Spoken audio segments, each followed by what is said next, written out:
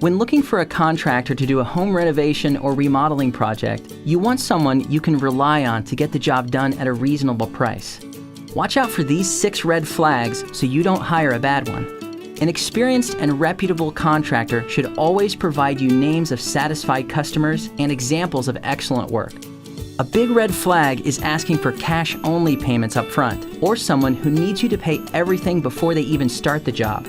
Before any money changes hands or work begins, you should receive a bid that outlines the cost of labor and materials, timeline, payment terms, and a detailed description of the work being done. Any contractor you work with should be licensed and registered to do business in your state. Qualifications vary by location, so check with your local building department for specific requirements to look for. All contractors should carry general liability insurance and workers' compensation insurance. If the contractor won't elaborate on things like who is going to be doing the work, be careful. Contractors should disclose any subcontractors they're using for certain parts of the job.